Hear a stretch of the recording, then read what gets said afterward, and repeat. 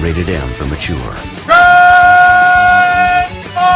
Good afternoon, good evening. Thank you for tuning in. We are the Super Barley Brothers. I am Jerry, Twitter at JD_Chef. In our left corner, we have the PlayStation fanboy. I'm Scott, and you can reach me on Twitter, Look42FL1D42. In the right corner, we have the Xbox fanboy. My name is Ian. I am at Fiend75002 at Twitter. And always reffing, we have the Brewmaster. I am John at Unix42PH03 NIX42.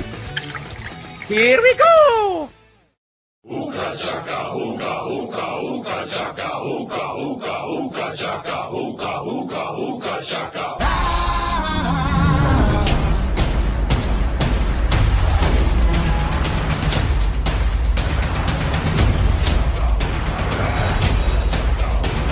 Good evening, and welcome to a special podcast edition. We are going to be reviewing and discussing Guardians of the Galaxy. What a bunch of a-holes. Hooked on a feeling, I'm high on believing that you're in love with me. I'm hooked on a feeling. Basically, if you haven't seen it, go see it, and that's all, folks. And that's how we do that. Yeah, I'm just kidding. We are going to try to avoid some spoilers, but we have no guarantee. Avoid some spoilers? Avoid them. Avoid some spoilers. Yeah, that soda is really strong. Anyways. What'd you spike it with? Oh, you know. Bourbons. The bourbons. Kerosene, because that's the only thing that's worth drinking. Yeah, okay, we're being silly. This came out the first of this month, so we're a little bit behind on getting this out there, but we wanted to give everybody enough time to go out and see it. Guardians of the Galaxy, to be honest, from a comic book standpoint, I really didn't know a lot about them going into it. I mean, I knew of them, I knew what their purpose was, things of that nature, but didn't really know them like I knew the Avengers, X-Men, or Spider-Man. So I didn't really go in there with any preconceptions. And overall movie, I thought it was pretty freaking phenomenal. Overall, John, what did you think about it? Just from an overall quick standpoint. Overall, I want to go see it again, and I'm going to buy it on Blu-ray. Hell yeah. That knowing a little Groot. Dude, I saw that. Did you see it on... I don't know if you liked it. It's a Loot Crate exclusive. No, they said that Funko was going to come out and sell it, I thought. Maybe. If they do, it'll be a timed. Yeah. Okay. Well, what we're talking about is Funko, which is the makers of those like big head figures, bobblehead stuff. They made a little dancing Groot, and it's freaking awesome. And I'm going to get one for my home office and one for my work office. Does it actually dance? Yeah, re-specified. It's not dancing. It's just a bobblehead. Yeah, it's a bobblehead. So it doesn't actually dance. Because if it actually danced, yeah, you can dance if you want to. It's just a little bobblehead. If it even is a bobblehead, I have a Crimson Ghost that was made by those guys, and it doesn't bobble. They indicate on the package that it's supposed to. Okay, well, I've got all sorts of little figurines from them that I've bought for my son over the years, within the past 6 months, and like half of them bobble. I think it'll be the first one that I buy. Cool. Although it's also making me want to go out and pick up Loot Crate too. Yeah, I've been going back and forth, but we digress. Yes. Anybody ever do Loot Crate or Nerd Block or whatever? Let us know. Something on the blog. We have somebody on our group that does do the Loot Crate. His name is Todd, and I'll give you guys his last name. Yeah, I know who you're talking about.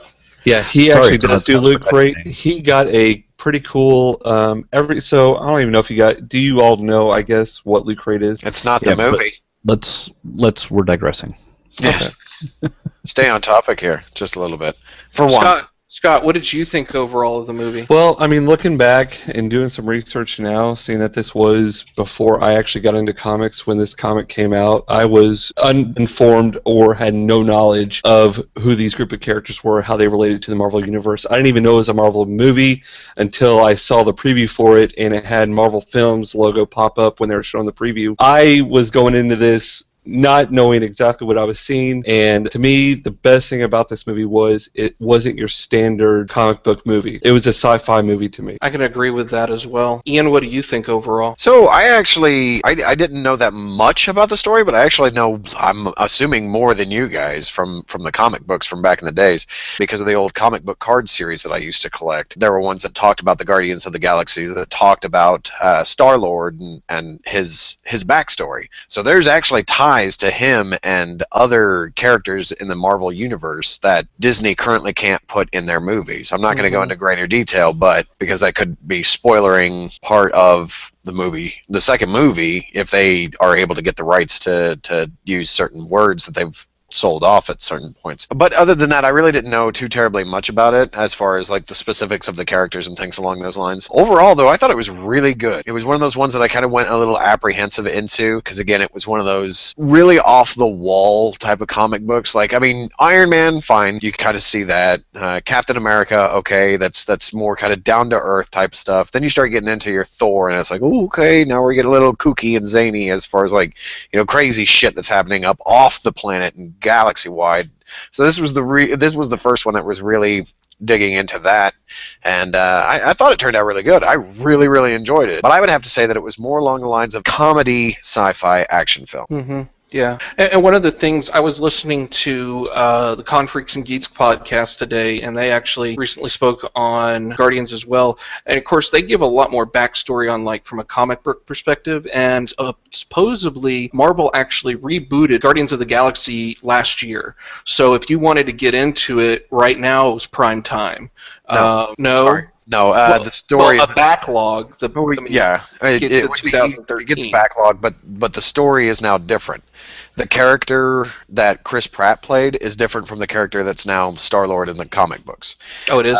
Yeah, because the character that's in the comic books, from what I was talking with someone about the comic books not too long ago, what he was saying was that character is more of a I'm like the prince of this galactic kingdom. I can do no wrong. I'm a huge fucking douche and I can get away with it. Like Joffrey before, you know.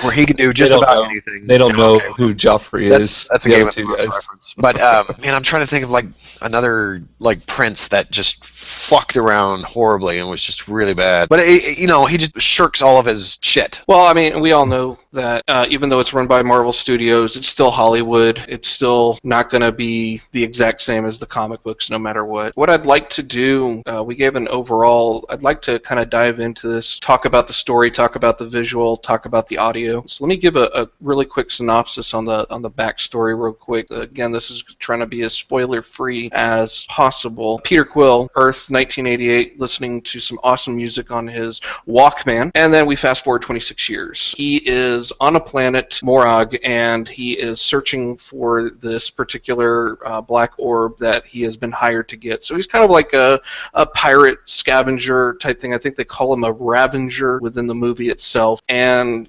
suddenly everybody wants this particular orb. And so through coincidence, he runs into Gamora, who's trying to steal it from him. Then they run into Groot and Rocket, who's actually on a bounty for Star-Lord, and they get thrown in prison. And that's where they meet Drax. Drax is already in prison. Well, they also met Gamora, too. Yeah. Right, he mentioned that. Oh, I thought I missed that. Sorry, my bad. It's all good. Thanks for good looking out though. They all get into prison and they, you know, through the wanting to free themselves and supposedly get this orb to a buyer that's going to give them like 4 billion U's, and they decide to put their differences aside and break out of prison. And eventually they turn to more good and decide to save the galaxy against Thanos, who Gamora is the adopted daughter of. And then who is that main antagonist? I forget his name. You're talking about the Accuser? Ronan the Accuser? Yeah. Him and Thanos were on a team up. Ronan was working for Thanos. Yeah, Ronan was working for Thanos. Okay. It's just the way you were saying it made it sound to me like you were trying to insinuate that Thanos had like a big part in this movie. No, he's just pulling the puppet strings. You know, he's doing his thing in his cool chair. Real quick to talk about Thanos, what did you guys think of Benicio del Toro voice acting him for the brief parts that you heard him speak? Did you like it? thought Benicio was the Collector. I didn't think he played Thanos. Oh, my bad. Josh Brolin. My bad. I'm getting my names all fucked up. Josh Brolin is the voice of Thanos. Did you guys care? And who is Josh Brolin? Josh Brolin's Jonah Hex. And who is Jonah Hex? Oh, you didn't see that travesty of Who a Western comic saw movie? that travesty of a movie? I did. Well, yeah, of course you did. Yeah, all these movies I haven't seen, I see the travesty parts. Yeah. And he's also in Sin City 2 when we'll go see that. His voice Something acting. that he has been in that would stand out. Wasn't he in... I don't know, I'll have to look him up. I thought he was in like another Western, but I don't remember. Go ahead. Okay, so the story, what did we think about the story? So I personally thought that they did a really good job of balancing the action, balancing the funny, and balancing the emotional part of the movie. It was actually 120 plus minutes long, and by the time it ended, I was really sad. I wanted more of it. They kept a really good pace. One of the things that, so this is literally an origin film, I liked the way that they gave the backstory on everything, which was through regular dialogue. It really wasn't through flashbacks or jumping around the time continuum or anything like that. To interrupt you real quick about the backstory, though, hearing the backstory on each one of the characters makes me want them to do spin-offs of every character and do a solo biopic, because I would love to see history of Gamora as the adopted daughter of Thanos. I would like to see that story of him disowning her and pretty much, you know, what was that drama that they both had to where he didn't pretty much consider her his own daughter, not just because of the adopted thing, but there was some hatred going back and forth, and why would she hate him so much to want to screw him pretty much in the end for this crystal that they have to collect? And then also with Rocket and the emotion that he had when he was being experimented on. I would love to see his creation and the experiment, kind of like, I wouldn't compare it to a Wolverine Origins, but the pain and the suffering that he had to go through with being, you know, opened up and just experimented on by these scientists, and his emotion right there, even though it was a CG character, was like, that really hit me personal, just more almost than the other guys, because talking about suffering pain physically and emotionally, and how he hated to be called a rodent or whatever it was, that they were making fun of him in the bar when he got drunk, of course, but that's when all feelings get out, is when you drink too much. I mean, just every character, even though I loved the brief description that they had about their, you know, who they are, their, you know, quick bio, I would pay, and that's what they sold me on, was I want to know more about these characters. Yeah, I definitely would love to see when Rocket and Groot meet up. That would be awesome. Yeah, I'd like to see Groot's origin story. Yeah. Well, like how he came about, what planet he came from, and, you know, all the other people. Ian, since you're talking, what do you think about the story? I thought it was good. I thought it flowed really well. It had good pacing. There were only a couple of points throughout the movie that I chose to get up and go to the bathroom, and that's when I felt like it was slow enough to be able to run and do that quickly. With the first, I think it was the first one, was the scene that was used in the trailers where they're going through the scanner. Can't remember what the other one was, because obviously I didn't see that section. Other than that, I thought it was really good. When I heard that James Gunn was doing it, I got a little apprehensive, just because I didn't think that with the way they started advertising the movie a little bit towards kids with Rocket and Groot, I didn't think his writing style could be acceptable for children. Now, granted, I think I'm the only one out of the group that actually took his kiddo to go see the movie, and yeah, there was a fair amount of foul language, but it wasn't to the point where, you know, it's not something that I think he would have heard elsewhere. Like, well, and when I looked up this guy, because you were talking about before we got on that he was the one that he was the writer behind Lollipop Chainsaw whatever, the fucking video game with the chick. Okay, this is cheerleading outfit with that chainsaw tonight. Yeah, we're not drinking and we can't talk. When I looked back on We need to be drinking to talk.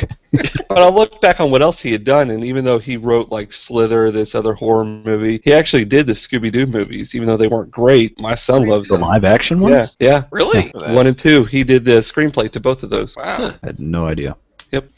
The more you know. It was pretty interesting. But yeah, no, I thought the movie flowed really well. I thought it did very good for having to like introduce you to 5 new characters and get them to team up in a short period of time. Did it much faster than the Avengers had to, because the Avengers had to do it in 4 movies. Yeah. So. They did have their solo pick. Yeah. And then, you know, and each character plays off of them, the other one, so well. Like especially like conversations between, I keep forgetting the character name except for Star-Lord. What is this? Peter Quill and Drax. Dude, I love listening to them. It's like it's every now and then Peter Quill will talk about or use a gesture that we all know, and he'll be like, I don't. Yeah, why would I drag my finger across his neck? He overthinks of what he's looking or hearing, like nothing goes over my head, I will catch it. And it's like my reflexes are too quick, I will catch it. I'm like, dude, no. And I'm like laughing because I'm like, this guy for real?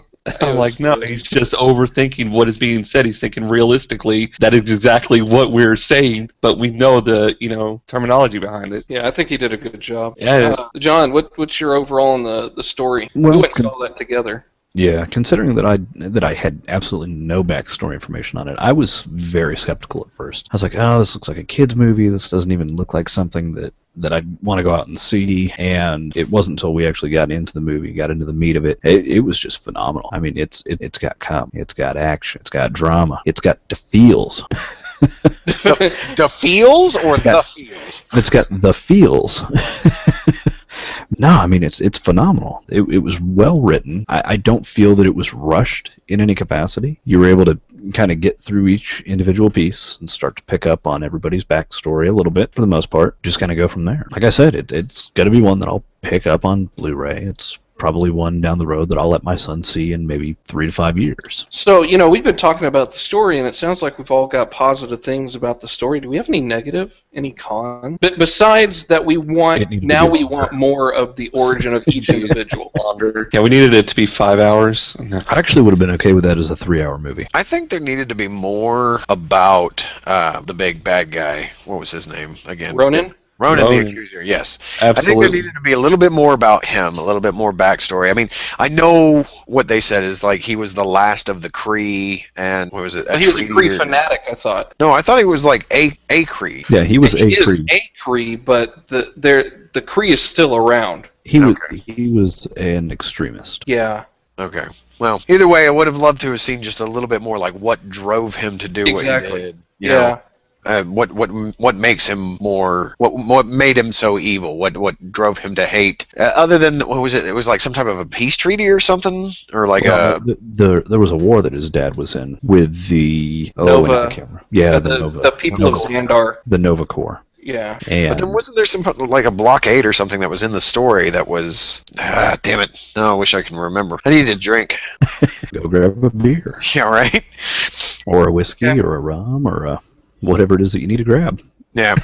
But I would have loved to have seen just a little bit more about him, to really flesh out his character as well. Granted, again, they had to get us to love 5 characters and love them working together. So the bad guy was kind of a throwaway thing. As long as they could get someone to come in, do the job, and get the fuck out, and it's fine. As you said earlier, he was a good little puppet for Thanos, because now Thanos' fingers are in that system, and he's already been placed in the Avengers system, so that makes it so much easier that when the time comes that they could do the Infinity Gauntlet and mesh these two together, if not more. See, one thing that I kept, it's not really a negative thing, but it would have been cool to see, I guess, was whenever they would go to whatever the planet was, Xandar, and they were showing all the Nova Corps uniform, and it made me think of Nova, that Marvel character that's in Ultimate Spider-Man. I only know him from that and from Lego Marvel. I didn't know really anything about Nova except for like what Ian was talking about earlier. I got a trading card I actually had to go find because I was like, I want to know about his abilities. It'd been badass to have a little cameo shot of him whenever they were having spoilers or whatever, but the big ass battle sequence in the end when it's all air battle up in, it would have been awesome to see him just zoom by on his little, jetpack or whatever and just shoot the shit with his laser. I'd be like, oh fuck, that's Nova. Well, see, the thing is too many characters. Nova can fly. I know. He doesn't need like a jetpack or a jet to be. Whatever use his feet, whatever his boosters are that are on his feet. No, it's a cosmic power. It's not cosmic. Yeah. It's nothing along those lines. So that's why it was one of these things where it's like I'm watching it. It's like, why aren't these people flying around? Why are they in flying contraption? And it would have been cool to see a little. See, I don't know his origin. I don't know if he was a mutant that was born with these abilities, or if it was a science experiment as well, where they were trying to upgrade the Nova uniform, and they had this kid put it on, and boom, he's got the powers and whatnot. But I don't know, just a little, zip across the sky with this little, thing, I don't know, shooting star looking thing. It'd been pretty badass. But again, it'd have been too many characters, and I've been like, all right, now you're just throwing shit in there. Kind of like what they did with Days of Future Past. Yeah, I think that they at least set it up for Guardians 2, right? Oh, yeah. That's already been announced. So, Yep. I mean, realistically, yeah, I really think that Nova is going to be in that, because Nova was part of the Guardians of the Galaxy. Within what I know is that not all 5 characters rotate out of the Guardians, but there are different people that come into the Guardians and then leave and then come back or whatever like that. So I'm pretty sure that Nova will appear in Guardians or Age of Ultron or something along those lines. I'm pretty sure that he's going to be written in somewhere. Side note, because I'm that big of a dork, did you I know where guys you're going? did you guys know that Ghost Rider was a member of the Guardians of the Galaxy for a time? Whoa. Mind blown. A vigilante was a part of the Guardians of the Galaxy. That's pretty badass. When did he sign up and why? If I remember. I think it was okay. back in the day when Johnny Blaze was him, and when I was reading Ghost Rider a lot, it was when it was Dana Ketch. And if that made no sense to you, then welcome.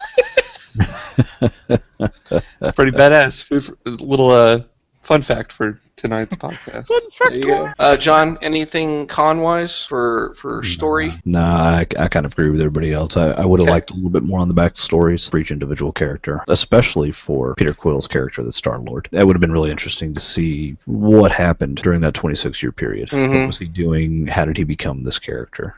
That would have been really nice, because I liked his character from Community as it was anyway. Or no, Parks and Rec. Sorry, I was about to say, if you're gonna talk he was in about a Parks and Rec. shitty show, Yeah.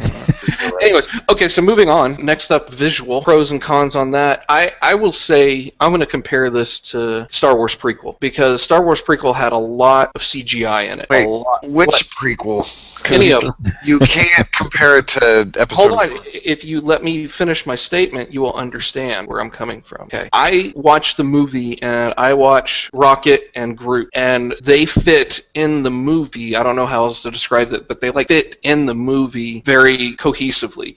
It's not you're looking at them next to, Star-Lord or any of the other actual characters in there, and you really can't tell that they're 100% CGI. I thought the CGI for those two characters were phenomenal. You go back and look at Jar Jar in episode 1. Nobody goes back and looks back. and you could tell it's CGI. I mean, it seems a little out of place. And I thought for characters that they're creating with CGI, and I think they did mocap for the facial expressions. But look how long it's been between.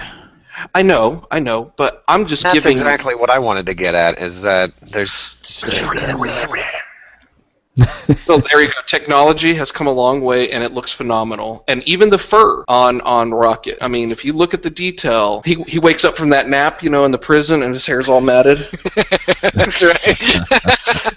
That kind of cracked me up when I saw that. But anyways, I thought the CGI was just absolutely amazing. I think that was a great thing to think of when you think of visuals, but I don't know, just to me, that end, I already just referred to it just a minute ago, but that end battle sequence with all those fucking spaceships and everything just blowing shit out of the sky, that to me is... And that brought me, just like you were comparing Star Wars, that brought me back to Star Wars days of what air battles used to look like and feel like, and you felt like you were weaving in and out and dodging all these lasers and everything like that and shooting shit out of the sky and explosions everywhere. That gets me pumped and hopeful for, not to go sidetrack, but for episode 7. But that's what I want in a sci-fi movie, which it's funny that we're talking about a sci-fi movie for a Marvel comic, but that to me was what blew me out of the water, was just that entire scene whenever they have to go down and they're like, don't let anything hit the ground, and they're just sitting there like turrets fucking shooting while they're hovering, and you just see all that shit hit the water and everything, and splashes everywhere in the ground and everything. I was just amazing. Yeah, I agree. I'm going to interject here real quick just No, so that we have...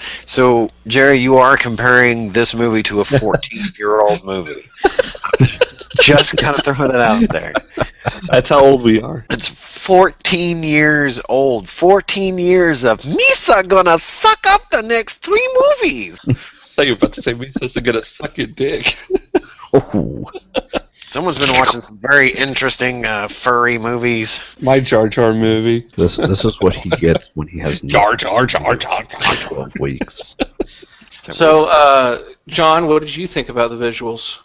Anything stick out? Boing! Gamora. Right. Or hurrah. Me like you. No, there was nothing in particular. I mean, it looked great. They did a good job with it. Now, of course, we're going to go back. We're going to look at this 14 years down the road, and we're going to go, man, those graphics look like crap. I hate guys you. remember I hate you Jar all. Jar? That I hate motherfucker you was all. awesome comparatively. Well, I think the scenes when they transitioned from planet to planet, you saw like where Ronan the Accuser was talking to Thanos and how dark and the whole landscape, even though you know that was mostly CG, they probably built a shitload of props and everything and whatnot, but they cleaned it up with CG, you know it. But I think the different environments and planets they really detailed really well, especially Xandor and everything like that is pretty neat. Yeah. Ian, anything you'd like to add that's, I guess, more modern? Well, what I really liked was the scene when Ronan the Accuser. I'm not going to say who he was talking to, but he had this giant like picture message, telephone thing like this that we are doing here. But it was like, well, yeah, it was on the wall, and the way that it was done on the wall, I thought it was really cool. It was very reminiscent of. Let's see if I could do something a little bit more recent. Oh, that big God character in Matrix Revolutions. Mm-hmm. You know, the one when his little like head was all formed with those spinny little bees and whatnot. I was going to say Star Wars. No, I'm not going to use Star Wars. There were no puppets. Here is the battle plans. But more recent, okay, so that was 11 years as opposed to 14. But no, I'm talking about the third Matrix movie. Yeah, 2003. Oh, well, I don't care. Whatever. I thought the visuals were really, really good. It's going to be one of those ones where when I watch it over and over again is when I'll start to notice things that are wrong with it, much like anything else. But I didn't really see anything that stood out as a negative. One thing that didn't sit well with me, or at least in my mind at some points, is when Groot would extend his legs, but it would only extend his legs. It wouldn't extend like a Stretch Armstrong. It wouldn't extend the torso and the legs. It was just the legs. That kind of weirded me out. It kind of made me think of like a giant creepy looking clown on stilts. I don't like that. Boy, your imagination just runs wild, doesn't it? No, you should see my dreams. I don't want to. I don't. That would be interesting to see. I wouldn't mind. No, They're really boring. They're really fucking boring. We don't want to open up that can. It's my daydreams that are awesome. Well, gentlemen, anything else from a visual stimulation standpoint? I could taste purple. That's more of a... Never mind. Man, I tell you what. People that listen to us, thanks. Appreciate you. Give us an inch, we'll take a fucking mile. Audio. Yeah. Audio. The soundtrack was probably the best soundtrack I've heard in any Marvel movie to date. Yeah, I can't argue. Iron Man had AC/DC. I don't give a shit. Okay. Maximum Overdrive was all AC/DC. Yeah. No, but yeah, it was good. Well, of course, it was good decades for music, too. I love the 70s, throwback. 80s. I love the nostalgia of the entire... That's what really made me... I mean, of course, the entire movie made me love it, but the thing that just set me over the top of, like, I guess, borderline giddy was seeing him use a tape player, and I want to know how many fucking kids went to this movie theater and actually thought, what the fuck is he using? Most What of them. is that Walkman? What is this cassette tape that they didn't even know what a cassette tape was? I mean, it's crazy to think that kids that are seeing this don't even know what a cassette tape is because when they were born, only CDs were available or MP3s now. So It's Do it's you insane. Do you remember an old technology mini discs? yeah, that's not that old. I remember it's that not. because that was used a lot by audio engineers and stuff. But Was just that like 11 years? So Yeah. it wasn't that long ago? 11 years? But just a throwback to... Still trying to dig yourself out of that Star Wars reference there, Jerry? Shut the hell up. But just a throwback to the 70s and the 80s. I mean, to me, that's what I grew up on. That's what my parents, whenever everybody else was listening to Green Day and Offspring and stuff in the 90s, I was forced to listen to Boston, Kansas, REO Speedwagon, Styx, Fleetwood Mac. Forced. You were not forced. You loved the hell out of I it. was not allowed to listen to anything unless I had headphones on. And You still enjoyed it. Good parents, right there. That's good parenting. It is, but I Thank missed out on a shitload of good music from the 90s. And you still survived because you can download it now. Exactly. I have no problem. It's like the movies you missed, Jerry. Oh, shut up. That is true. That is so true. It wasn't until high school I was introduced to Metallica. And it went down from there because my parents thought, man, it's another story. We'll take that to a separate, that'll be Yeah. a separate one. Get me started. I could kick that one off.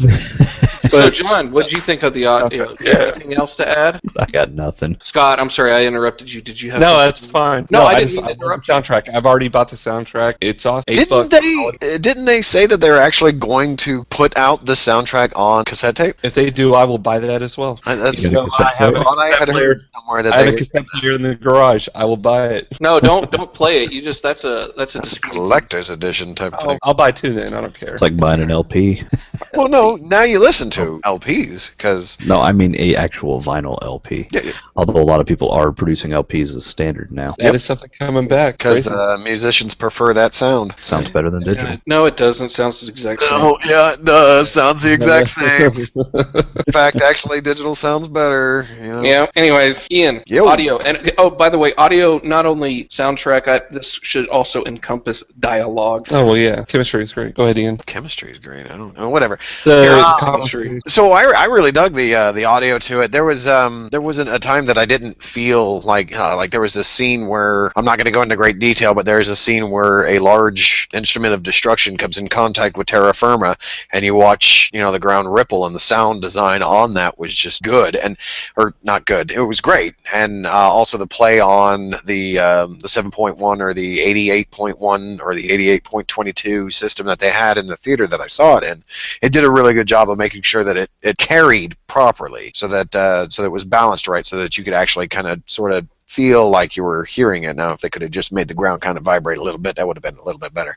And a lot of the space stuff too, like not when you're zooming around, like there's multiple times when you're flying in and out of like buildings and things along those lines, you're moving around things. There's all sorts of different sounds that they have to do as far as like things being passed. Like if a car just went this way, but the guy that we're following went that way, you have to hear the engine pass the vehicle and then fade off into the distance. And those are little things that I could pick up on when I was watching the movie that made the being in a city flying around in some type of a vehicle a little bit more immersive, a little bit more believed. So I thought the sound was really good. I thought the effects that they did on Ronan's voice were pretty good too. They kind of gave him a little bit more reverb. Mm-hmm. You'll never see me coming. Sorry. But that wasn't him. No, it wasn't. That fucking movie. Don't even bring that shit What up. was that from? We're not reviewing this. We're not reviewing Iron Man. It was 3. Iron Man 3. Oh Fuck God. that movie. The Mandarin. We think of that movie like we think of Catwoman from the DC universe. Really? I don't. No, I think of Ghost Rider 2 as Catwoman from the DC universe. I think I would actually like to see Ghost Rider 2 again before I see Iron Man 3 again. Wow. Because I'm sorry, Mandarin. They fucked it up, but man, they fucked up Ghost Rider. No, okay? well, maybe I don't know as much as you do with Ghost Rider. Well, that's a fact. I don't Yeah. know.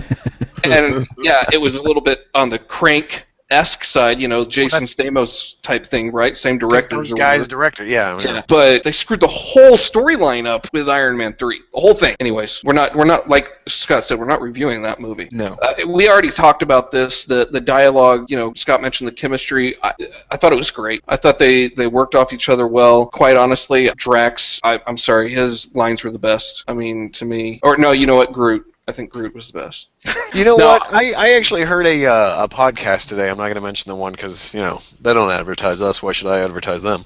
They happen to say it's like, they're trying to give away a code for some game, and they were like, send us an email with your favorite Groot line. And they all started laughing, and I'm sitting there going, there was actually another line. Mm-hmm. Only a replacement of one word, but... No, two. Oh, yeah. No. You're right. Yeah. Okay. Oh, and he yelled some, too. Well, that's... I'm sorry, how was that again? Like right after Rocket goes, oh, yeah. I got these things up kind of loud, so can you quit doing that? No.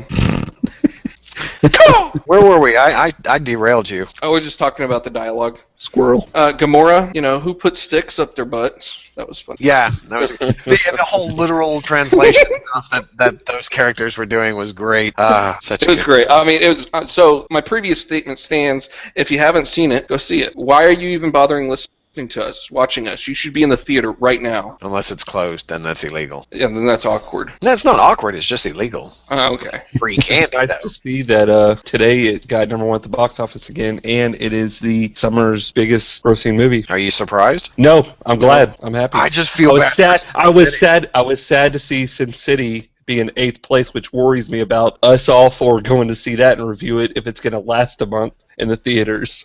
I tell you what, I will go watch it at a sticky floor theater. Okay. Actually, we kind of ran across that problem where we were at. Because that scares me a little bit. Because What, at Pick? Yeah. it scares me. Oh. Really? No. A $25 seat and your shit was sticking to the floor. Well, not at the seat, in other places within the theater. Yeah, where the beds are. Oh, man. The Oh, black man. light. I think I need to start going to this movie theater. Nope. Very expensive ticket. You know, I'm personally excited about where Marvel is heading. I hate Sony and Fox for what they're doing to the other franchises, selfish bastards, because totally be awesome to have a Civil War. They're working on Civil War. Are they going to do some replacements? They're going to do Civil War in 2018, I think is what was on that picture that Confreaks posted a while ago. Yeah, it would be nice if And World Spider-Man War could- Hulk, which World War Hulk, if they can sign Mark Ruffalo to do that, holy shit, I will. World War Hulk is an amazing comic, little 4-part miniseries, and that's what leads pretty much into the Civil War. I don't know if you guys know the whole backstory with World War Hulk, but they just shoot it. The Illuminati, though, the guys that get Hulk off of Earth, isn't one of those Xavier? Yeah, They would have to replace him. yeah.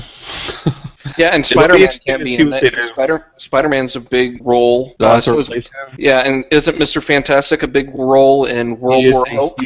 He's huge No, role. yeah, he's part of the Illuminati as well. Yeah, he's a huge role in Civil War. The pretty much biggest characters in the Civil War, and I know we're going off on a sidetrack, but whatever. It's a fucking podcast. Civil War, the biggest No, two it's a people review. is, well, whatever. It's not a podcast, it's a It'll review. be posted under the podcast, so it's a fucking podcast episode. This should Deep go into breath. reviews. Deep breath. But Civil War, the biggest two people that are in this is Iron Man and Captain America. And Right. it's either you're for registration or you're against it. And then Spider-Man, he is huge because he has to decide who he wants to side with, and he gets pretty much swayed by Bribed. Iron Man by saying, Bribed? I'll give you this I'll give you this badass looking costume. You don't even need to use your web, and you got fucking metal legs that'll make you look like a fucking spider. And yeah, it's a crazy comic. I highly suggest anybody reading it. But World War Hulk was very emotional, especially when they had to decide because they thought he was a danger to society once humans started retaliating again about mutants being a danger and a threat and blah blah blah. Pretty He's badass. not a mutant. Well, he's uncontrollable. They are afraid that he cannot control himself, so they have to send him to a planet to make sure that he cannot make it back to Earth. You know, real quick before we wrap this up, I think I just thought of the topic whenever we can get Davis on. I want to discuss the difference between mutant and metahuman from a non-mutant or non-metahuman standpoint. Not scientific with the X gene or anything like that, but why does it make a difference to humans that Spider-Man's not a mutant, but Wolverine is? The things that make you go. Things that make you go. I prefer the things that make me go. Oh. All right, on that note, anything else, gentlemen? No, it's a No. great movie. I can't wait till it comes out on Blu-ray. I'm gonna buy that song bitch. All right. Well, that's all she wrote. Bye. Thank you for tuning into the Super Barley Brothers video podcast. If you like the show, go ahead and let us know. Click on the like and or leave a comment. To get all the nerdy videos we have to offer, click that subscribe button. Do you want even more content than that? Check out our website, superbarleybros.com, for more news, reviews, pictures, and more. Look at all the cool online places you can find us. Facebook page, Facebook group, Twitter, Google+, YouTube, iTunes, RSS feeds. You can also email us at podcast@superbarleybros.com.